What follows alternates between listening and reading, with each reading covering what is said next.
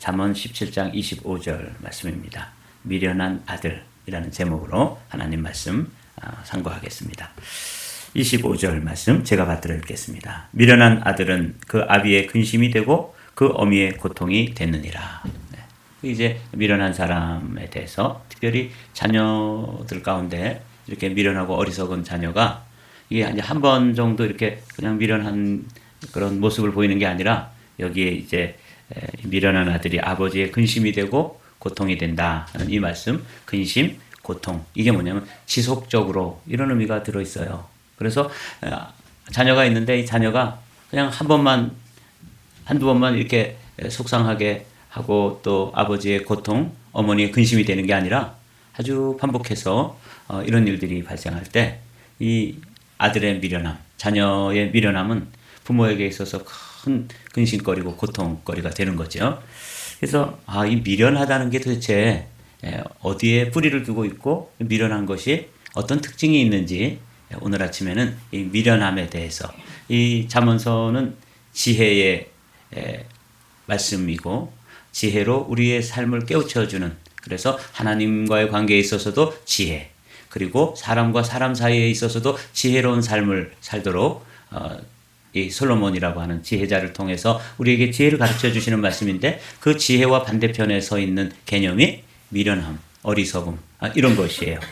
그건 공동번역으로 보면 이렇습니다. 미련한 아들은 아비의 근심이 되고 어미의 아픔이 된다. 이건 뭐 그렇게 어려운 말씀은 아니에요. 우리의 삶에서 자녀가 속색이고 또 자꾸 어리석게 미련함 가운데 머물러 있으면, 그리고 그것을 반복할 때 그 부모는 큰 고통을 당할 수밖에 없는 것이죠. 뭐 영어 성경도 거기에 크게 다르지 않습니다. 그래서 이제 이 미련하다는 것이 이 잠언서에 아주 지혜의 대척점에서 반복되어지는데, 그 미련함에 대해서 사용되어지는 단어가 한 3가지가 있어요. 그래서 먼저 한번 살펴보도록 하죠. 미련하다 하는 뜻으로 이제 나오는 3가지 단어가 캐슬, 나발, 그 다음에 에윌이라는 3 단어가 있어요. 이게 조금씩 다른데 그냥 미련한 거예요. 그런데 잠언서에서 미련한 자는 이렇게 번역이 됐지만 이렇게 3가지의 단어가 있다. 그래서 그걸 그저 조금 그래도 어떤 특징이 있는지를 살펴보면, 이 캐슬이라고 하는 원어는 우둔하고 꽉 막히고 고집이 센 것, 아주 완고한 이 경우에를 사용할 때 캐슬이라는 단어를 썼어요. 나발이라는 것은 여러분 어떤 사람의 이름이었다는 것 알죠? 이런 사람들은 이 어떤 경우에 쓰냐면 영적으로 인식력이 좀 부족할 때, 그런 사람, 판단력이 부족하고 어떤 상황을 인식하는 그것이 부족한 사람을 나타낼 때 나발이라고 하는 미련하다는 뜻을 사용하고, 에윌이라는 단어도 많이 사용되어져요. 이 사람은 이제 정신적으로 좀 우둔하고 건방지고 좀 무례한 경우에 사용되는 단어가 요 에윌이라는 단어예요. 이렇게 이제 3가지 단어가 반복되는데 우리나라 말 성경에는 그냥 미련하다 이렇게 다 번역이 돼 있어서 그냥 함께 살펴봤습니다. 이 미련한 것이 이 부모와의 관계 속에서 이제 미련하다는 말이 아주 많이 나오고 있어요. 그 중에서 우리가 이 짧은 시간에 다 살펴볼 수는 없고, 부모와의 관계 속에서 이 미련한 것이 어떻게 부모에게 고통이 되고 근심이 되는지 몇 구절만 살펴보죠. 함께 읽어볼까요? 솔로몬의 잠언이라, 지혜로운 아들은 아비로 기쁘게 하거니와 미련한 아들은 어미의 근심이라. 근심이니라. 이제 지혜로운 아들 또 미련한 아들, 이렇게 구분해서 한 사람은 그 낳은 부모에게 기쁨이 되지만, 여기 미련한 사람은 그 낳은 어머니에게 큰 아픔이 되고 또 근심이 된다. 이런 말씀이 잠언 10장 1절에 나와 있고요. 잠언 15장에도 아주 이 미련한 것에 대해서는 뭐 수십 구절이에요. 근데 그걸 다 살펴볼 필요는 없고, 오늘은 부모에게 누가 되는 것, 그런 미련함에 대해서만 한 서너 구절 뽑아봤습니다. 함께 읽어보죠. 지혜로운 아들은 아비를 즐겁게 하여도 미련한 자는 어미를 없인 여기느니라. 네, 이 미련한 사람, 지혜로운 아들, 미련한 자를 이렇게 양쪽에다가 대비시켜서 한 사람은 부모에게 즐거움이 되지요. 이 지혜로운 아들은 그래서 늘 저 녀석을 우리 가정에 선물로 주셔서 너무 행복하다. 이런 자녀도 있는 반면에 이 어리석고 미련한 자녀를 둔 부모는 늘 근심덩어리죠. 그 자녀 때문에 노심초사하고 잠시도 마음을 놓을 수가 없는 거죠. 어디 나가서 또 무슨 일 저지레를 하는지 그저 이 부모에게 있어서 아픔이 될 뿐입니다. 또 한 구절 찾아봤습니다. 함께 읽어보죠. 미련한 자를 낳은 자는 근심을 당하나니 미련한 자의 아비는 낙이 없느니라. 낙이 없다. 그 아들 또는 뭐 딸이겠죠. 그 자녀에게서 미래가 없기 때문에 너무 어리석게 살고 행동하고 어리석게 친구들과 어울려 다니면서 말썽 부리고 이렇게 하니까 이 자녀를 통해서 앞으로 어떤 큰 비전이 보이지 않는 거죠. 그래서 그런 경우에 근심 덩어리고 낙이 없다. 이렇게 이제 기록하고 있는 한 서너 구절 살펴보았습니다.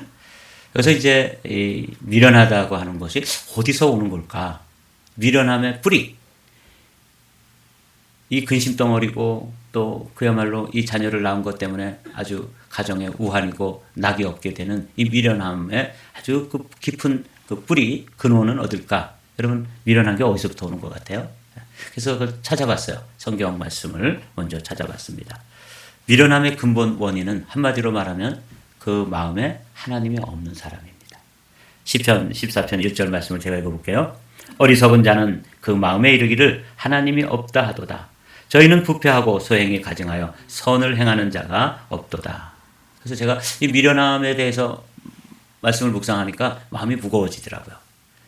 육신의 부모의 마음에 근심 덩어리고 또 걱정거리고 고통을 드리고 또 아픔이 되어지기도 하지만 우리가 이제 하나님의 자녀인데 내가 하나님의 자녀로서 어리석고 미련하게 살면 하나님 아버지께는 얼마나 마음의 근심이 될까. 이제 이렇게 좀 더 범위를 넓혀서 묵상을 해보면 이게 우리 이야기거든요. 제가 목회를 30년을 넘게 했는데 내가 하나님 앞에서 목회하고 또 가정을 주셔서 가정의 가장으로서 가정을 섬기고 또 한 아내를 남편으로서 사랑해주고 이렇게 하도록 하나님께서 가정도 주시고 또 목회 기회도 주시고 그랬는데 제 목회가 하나님 앞에 지혜로운 목회자가 되어서 정말 하나님 앞에 신실하게 목회를 했으면 그건 하나님의 기쁨이겠죠. 아, 내가 정말 목회자 한 사람은 제대로 세웠구나. 난 너만 보면 기쁨을 이길 수가 없어. 난 행복해. 이렇게 할 수도 있으시겠지만 거꾸로 이 미련한 목회자가 되면 미련한 아들이죠. 목회자로서 제가 하나님 아버지라고 부르니까 미련한 아들은 아비의 근심이 되고 어미의 고통이 되고 아주 그냥 하나님 나라의 우한 덩어리가 되는 경우도 있잖아요. 그래서 이 미련함이라고 하는 이 단어를 저 자신에게 적용해 보니까 이거 굉장히 중요한 문제입니다. 기왕 우리가 하나님의 자녀로 부름을 받고 신앙생활을 하는데 또 여러분들은 신앙생활 하시고 저는 이제 목회를 하고 또 여러분들이 신앙생활 하면서 직분을 맡아가지고 이제 사역을 하는데 우리가 어떤 사람이 되어야 된다는 거예요? 지혜로운 아들이 되어야 되는 거죠. 지혜로운 자녀가 되어야 되는 거예요. 그래서 오늘은 이 미련함의 근본을 찾아 들어가 보니까 그 마음에 하나님이 없는 거예요. 제가 찾은 원인은 이게 근본 원인입니다. 그 인간, 그 마음 속에 하나님이 없는 거죠. 하나님이 있다 할지라도 하나님은 사실 뒷전인 거죠. 그래서 늘 자기중심적으로 마음의 왕좌에 누가 앉아 있는 거예요? 자기가 앉아 있는 거예요. 자기 인생의 주인이 자기예요. 입술로는 하나님을 아버지라고 부르고 입술로는 주님을 주님이라고 부르지만 그 깊은 그 영혼의 깊은 지성소에 하나님이 안 계신 경우 이게 미련함의 출발점이에요. 그래서 생각해 보면서 우리 한마음교회 성도들이 신앙생활 하시는데 교회에 나와서 예배도 제대로 드리고 일어나서 찬송 부르는 시간, 앉아서 기도하는 시간, 교동문 할 때 어떻게 교동문 또 동참해야 되고 사도신경 하라 그러면 줄줄줄 다 외우고 이럴 수 있어요. 모든 형식은 다 갖춰서 한 사람의 예배자로 서 있는데 그 마음의 중심에 그 지성소에 하나님이 없다. 그런 사람이 있을 수 있을까요? 제가 볼 때는 있을 수 있습니다. 그럴 경우에 이건 하나님 아버지 앞에 큰 근심거리죠. 난 저 녀석만 보면 그냥 속이 답답하고 내 마음이 개운치가 않고 편하지가 않구나. 그런 자녀가 있을 수 있는 것처럼 우리 성도들도 하나님 아버지 앞에 그런 사람이 있을 수 있다고 생각하니까 마음이 아주 무거웠어요. 그러면서 근본 원인이 뭘까? 한마디로 말하면 어리석은 자는 그 마음에 이르기를 하나님이 없다 하도다. 그래서 이 말씀 가운데서 이게 이제 미련함의 출발점이에요. 그 미련한 사람들은 어떤 특징이 있는지 한 5가지로, 특징이 너무 많아요. 그런데 그냥 이렇게 압축해서 여러분과 함께 이 아침에는 한 5가지 정도로 나눠 보겠습니다. 미련한 사람은 아주 성급하고 조급해요. 한번 잠언 14장에 있는 말씀 읽어볼게요. 노하기를 더디하는 자는 크게 명철하여도 마음이 조급한 자는 어리석음을 나타내느니라. 하나님이 없고 그 마음에 그냥 자기 원래 육신의 본성대로 아주 조급하기 이를 데 없는 거죠. 마음이 조급하고 성급한 사람, 이런 사람이 미련한 사람의 특징이에요. 두 번째 구절 전도서 말씀 읽어볼까요? 급한 마음으로 노를 바라지 말라. 노는 우매자의 품에 머무름이니라. 이렇게 막 급하게 화를 내고 조급하고 성급하고 이런 것들이 하나님이 없이 미련한 사람, 어리석은 사람의 특징이다. 두 번째로 특징을 살펴보면 가르침에 대해서 받아들이질 않아요. 지혜와 훈계를 멸시함, 이렇게 점잖게 되어 있지만 한마디로 말하면 아주 완고해가지고 웬만한 말에 대해서는 듣지 않는 거예요. 자기가 가지고 있는 지식이 그냥 그 사람의 전부예요. 그러니까 참 안타깝죠. 여호와를 경외하는 것이 지식의 근본이오늘 미련한 자는 지혜와 훈계를 멸시하느니라. 이렇게 정말 솔로몬을 통해서 지혜로운 말씀이 이렇게 주어져도 거기에 대해서 받아들이지 않는 거예요. 가르침을 거절하는 거죠. 에이, 뭐 그런 게 있어. 나는 나 생긴 대로 살아. 그러면서 하나님을 경외하기를 거부하고 하나님의 말씀을 내가 이런 면에서 말씀에 비춰보니까 내가 이런 면에서 어긋났구나. 내가 이런 면에서 말씀과 거리가 있구나. 그래서 그런 가르침을 받아들이고 훈계를 받아들이면서 자기 자신을 어저스트 해가면 점점 지혜의 사람이 될 텐데, 이 미련한 사람의 두 번째 특징은 지혜와 훈계를 멸시하는 거예요. 미련한 자를 곡물과 함께 절구에 넣고 공의로 찌울지라도 그의 미련은 벗어지지 아니하느니라. 정말 한계를 느끼죠? 야, 미련한 것이 이렇게 껌딱지처럼 탁 들러붙어가지고 아주 딱딱한 곡물의 껍질처럼 탁 둘러싸고 있어가지고 하나님의 말씀, 하나님의 교훈, 하나님의 책망 이런 거에 대해서는 받아들이지도 않고 아주 고집이 세고 완고한 것, 나발이라고 그랬죠. 이런 거예요. 캐슬, 에윌, 이 세 단어가 히브리어 단어인데 이런 것이 두 번째 특징이 됩니다. 세 번째 특징을 살펴보면 교만이에요. 완고한 것, 지혜와 훈계를 멸시하는 것, 이 자체가 교만이지만 또 교만을 특징으로 하는 구절이 있어서 한번 찾아보았습니다. 잠언 14장에 있는 말씀 함께 읽어보시죠.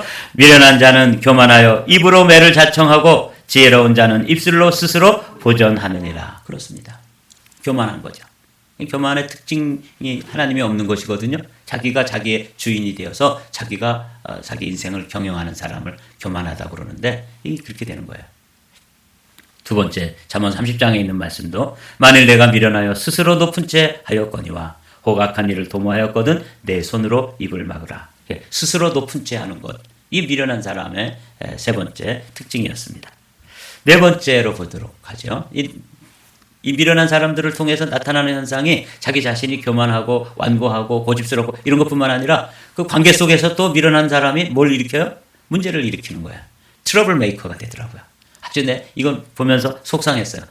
이게 내가 미련하게 되면 나 자신만 망하는 게 아니라 또 공동체도 어지럽히는 거죠. 다툼을 일으킴. 미련한 자의 입술은 다툼을 일으키고 그 입은 매를 자청하느니라. 이 솔로몬이 잠언서 전체에 아주 수십 구절의 미련한 이야기를 기록해 놓았는데 그렇게 압축해서 보니까 이 미련한 사람은 문제를 일으키는 거예요. 다툼을 멀리하는 것이 사람에게 영광이오늘 미련한 자마다 다툼을 일으키느니라. 여기 다툼을 일으킨다. 잠언 18장에도 잠언 20장에도 다툼을 일으키느니라. 이게 이제 아주 트러블 메이커가 되는 거예요. 이 미련한 사람들이 그 가족이면 가족, 교회면 교회, 사회면 사회에서 문제를 일으키는 거예요. 다툼을 일으키는 거죠. 아주 안타까운 현상들이 나타납니다. 다섯 번째, 이제 마지막으로 보면 너무너무 무서운 거예요. 한번 읽어보죠. 잠언 14장 9절의 말씀 시작. 미련한 자는 죄를 심상히 여겨도 정직한 자 중에는 은혜가 있느니라. 이 미련한 자의 다섯 번째 특징은 뭐냐면 죄에 대해서, 하나님 앞에 죄를 짓는 일에 대해서 아무렇지도 않게 생각하는 거예요. 심상히 여긴다는 말이 가벼이 여긴다, 쉽게 생각한다, 아무렇지도 않게 하는 거예요. 이게 이제 미련한 사람들이 보이는 특징이에요. 미련한 사람의 근원적인 원인이 어디 있다고요? 하나님이 없는 사람이다. 제가 이제 어제 저녁에 이 미련한 사람에 대해서 쭉 말씀들을 뽑아보고 또 정리해보고 또 이제 그 특징을 이렇게 구분해가지고 모아보고 그래가지고 낸 결론은 뭐냐? 이거예요. 시편 14편 1절에 있는 말씀. 다 같이 읽어보죠. 어리석은 자는 그 마음에 이르기를 하나님이 없다 하도다. 저희는 부패하고 소행이 가증하여 선을 행하는 자가 없도다. 하나님이 그 마음속 그 중심에 하나님이 안 계시기 때문에 그 다음에 완고하고 그 다음에 다툼을 일으키고 아주 더 두려운 것은 죄에 대해서도 심상히 여긴다. 가볍게 여기는 거예요. 사랑하는 성도 여러분, 오늘은 참 좀 무거운 주제로 미련한 것이 도대체 뭐냐? 미련한 것의 근원적인 뿌리는 무엇이며 거기에 나타나는 열매, 그 현상들은 어떤 것인지 5가지로 우리가 살펴봤는데 우리는 이제 지혜로운 자가 되기를 소망하며 이 아침에 기도하고 또 우리 자녀들을 위해서도 정말 많이 기도해야 돼요. 이건 절구에 놓고 빻아도 그 껍질이 벗어지지 않는 딱딱한 그런 그 곡물처럼 미련한 것이 좀처럼 벗어지지 않거든요. 그래서 우리의 근심거리가 되고 또 우리도 하나님께 그런 근심거리, 걱정거리가 된다면 우리의 기도 제목이 뭐가 되어야 되겠어요? 주님, 지혜로운 자가 되기를 원합니다. 그런데 성경에 보면 이 지혜에 대해서 놀라운 말씀을 하고 계시잖아요. 너희 중에 누구든지 뭐가 부족하거든? 지혜가 부족하거든 후히 주시며 꾸짖지 아니하시는 하나님께 구하라. 그러면 그분이 우리에게 넉넉히 후히 주시겠다. 이렇게 말씀하셨어요. 그래서 소망이 생기는 거죠. 오늘 이 아침에 우리 자신을 위해서도 또 우리 자녀들 가운데 우리 마음에 아직 들지 않고 우리 성에 차지 않는 자녀들 저녀서 어떻게 저렇게 어리석은 행동을 하고 다닐까? 그런 자녀들이 있습니까? 위해서 기도하시자고요. 너희 중에 누구든지 지혜가 부족하거든 우리입니다. 저고요. 또 우리 가정에 있는 우리 자녀예요. 그러면 지혜를 구하라고 말씀하시니까 후히 주시면서 꾸짖지 않으신다는 거예요. 그러니까 이 아침에 우리가 하나님이 없는 사람이 근본적인 원인이라면 이제 지혜를 구해야 하는 것이죠. 지혜이신 주님이 그 마음 가운데 자정하시고 주님의 지혜로 우리의 삶을 가득 채우시기를 기도하는 복된 아침 되시기를 주님의 이름으로 축복합니다.